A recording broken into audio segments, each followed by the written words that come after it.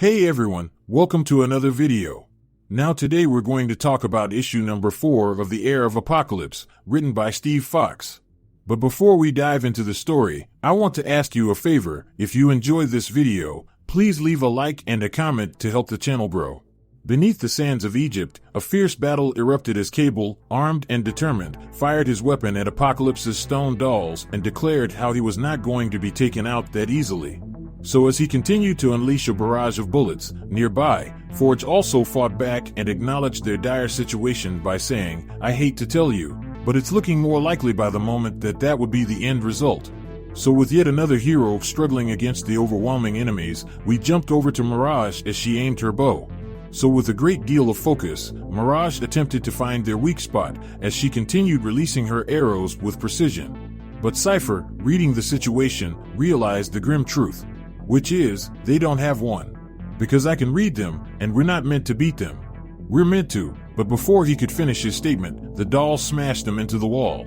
Now with that going down, we transition over to Araco with Apocalypse walking away from Archangel, for he knew what had to be done. But before he was out of earshot, Archangel asked him where was he going.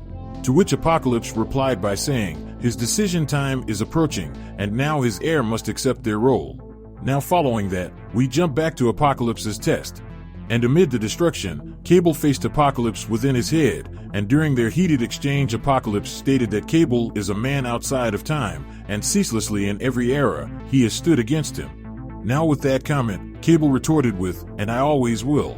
So with Cable's determination on full display, Apocalypse had no choice but to acknowledge Cable's resolve and then continue to say that during their battles, he had lost allies, lovers, flesh, and blood in his name. And when Krakoa returned to their time, Apocalypse found himself opposed by those who had grown up without his guidance. For they no longer accepted Apocalypse's principles, much like the children Cable once mentored who had rejected both Charles and Magneto. So if someone is to continue Apocalypse's great work, then he will need an heir who does not hesitate to oppose him in turn.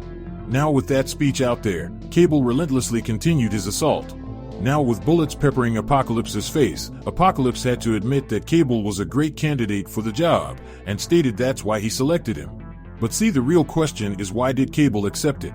To which Cable responded by saying, "So I'll have every weapon in my arsenal to make sure my future never comes to pass.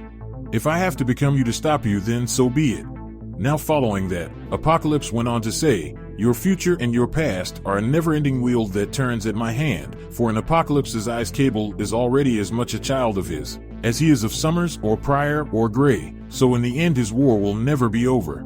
Meanwhile, we jumped over to Forge, the great idea smith, as he ran through the halls with Apocalypse's voice echoing within his head, and the voice said, "You are the maker, the great idea smith. You can build ways forward even I cannot conceive. And that is why I came to you. Now come with me and remember what it is that was taken from you," he urged. Forge, hesitant yet curious, followed the Omega-level mutant until they reached a window overlooking a futuristic city. It's more beautiful than I imagined," Forge whispered. "Which is why they killed it," Apocalypse revealed with a hint of sorrow in his tone. For Forge's living city of tomorrow was offered with open hands to an ungrateful humankind. So it was a way to solve the housing and hunger crises they perpetrated with their own greed. So they rejected and forgotten in their haste in order to blame mutants for all their ills. Now the vision of what could have been weighed heavily on Forge. It would have worked, it was sustainable, it could have changed everything, lamented Forge. However, Apocalypse had other plans in mind, because as he walked away he said, "You are an idea smith in a world that suffers from a famine of new ideas. But men of ideas are far too often insulted from the impact of their grand imagination." So with a flick of his wrist, Apocalypse tossed the neutralizer gun toward a confused Forge and said, "The technology you developed to depower mutants is the same technology humanity may never have discovered on their own." So as that realization started to set in, Apocalypse asked Forge to ask himself, did he deserve the world outside that window? Following that, we jumped over to Danielle Moonstar walking through the serene grounds, lost in thought. Until Apocalypse's voice once again echoed in her head and said, "You have never risen to your full potential." Now to this, Danielle responded by saying, "Wasn't it mind powers that made me an X-Man? I proved that many times over." But regardless of what Danielle did, for some reason, she has always stood in the shadows of greatness. Now, as Danielle walked through the library, she continued her conversation with Apocalypse as she watched the new generation of mutants gathered. And during her conversation, Danielle stated, "That's part of being the new kid, because the new kid has a legacy to live up to," but she guessed he couldn't relate, considering no one came before him. But Apocalypse countered with a voice filled with ancient wisdom and said, "But many came after her. And yet her forebears did not cede their positions of power," he pointed out, the weight of history heavy in his words. Now, with that point made, Danielle responded by saying she didn't think of fostering the next generation of mutants as a zero-sum game. Now, once in the office, Apocalypse addresses Mirage and says, "I see greatness dormant in you, or are my eyes deceived by your namesake?"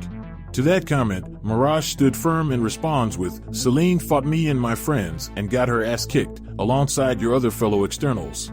And the reason why I accepted your invite was to make sure no other power-hungry immortal exceeds their reach." Apocalypse, sitting back, remarks, "A stagnant pond breeds pestilence."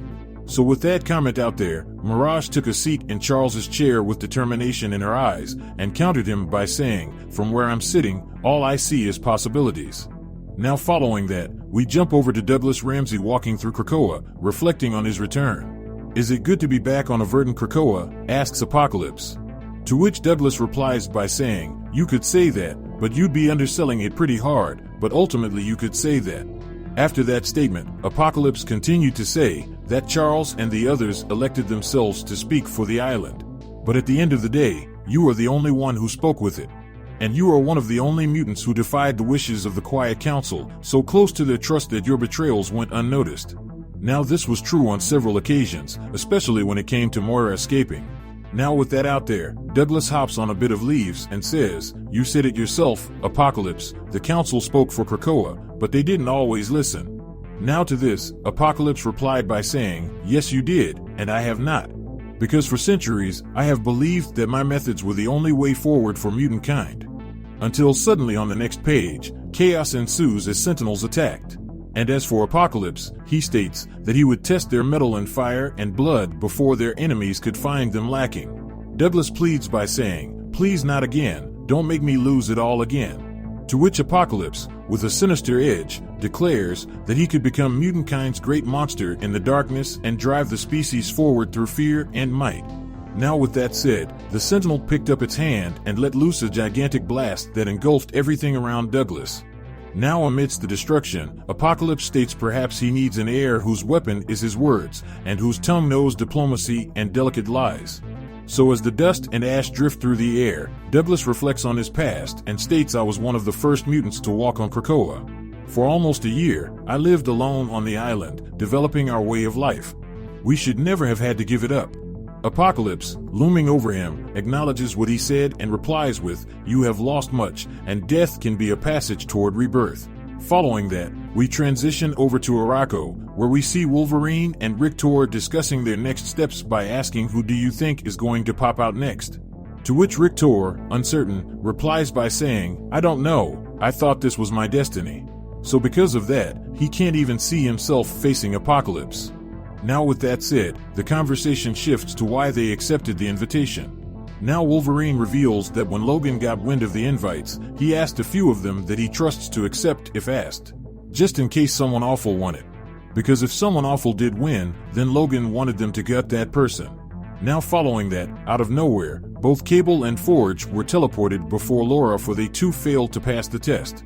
Now on the next page, we see Cable and Forge confused and asking, "Where is everyone else?" And to that, Emma responds by saying, "Can't you tell from all the dusty red? Obviously they are on Arakko. And if you two old men are here, that leaves Danielle and Douglas as the only people left to win the new position. So in the end, the children are their future." Now to this revelation, Emma went on to say how I wished it weren't so, in this case. So with that established, as for the rest of the former contestants, Lindley and the Gorgon lit out pretty fast. Exodus was cordial, but didn't want to wait around in the Great Satan's palace. And as for Sinister, he wanted to stay, but Archangel caught him prodding at the unopened pods. And as for who got them out of stasis early, that was also Archangel, because it was Apocalypse's intention to keep them on ice until the conclusion of his little tournament. And as for how he was planning on getting them home following this test, Apocalypse had a teleporter waiting to take them back. Now, with everyone's status known, on the next page, yet another teleporter activated as Danielle Moonstar emerges from stasis, confused and alarmed. "Where's Doug?" she demands, looking around for her friend. Now, with the last contestant eliminated, we fast forward back to Egypt, with Warlock and Bay the Blood Moon standing before a mysterious tomb. And after a bright light, Apocalypse commanded the figure within to rise and meet his first disciples, for his transformation is finished. Now, as the scene shifts down, we see a close-up of hands emerging from a container, revealing a new being. For Bay is filled with emotion as she states that her heart swells with pride for her beloved. Now on the last page, the being is now revealed as Revelation, the new heir to Apocalypse. And the first thing Revelation states is that he won't shepherd mutantkind the same way Apocalypse had, by using force and might. Now this was exactly what Apocalypse was looking for, because it would have disappointed him greatly if Revelation did. So with that point made clear, Revelation vows that the new mutant leaders will rise from the ashes of Krakoa, and he will listen to them, and he will do what he should have done to save their way of life before it fails. So in conclusion, Revelation will reveal to them the errors of their ways as the final issue of the Heir of Apocalypse comes to an end. So with that out there, if you want to stay in the loop about any individual storyline, then how about you hop over to the playlist section down below or in the link cards above to get all caught up on the X-Men runs. So with that established, I hope you enjoyed this video, and please don't forget to leave a like and a comment if you want to see more videos like this. Thank you for watching, and I'll see you in the next review.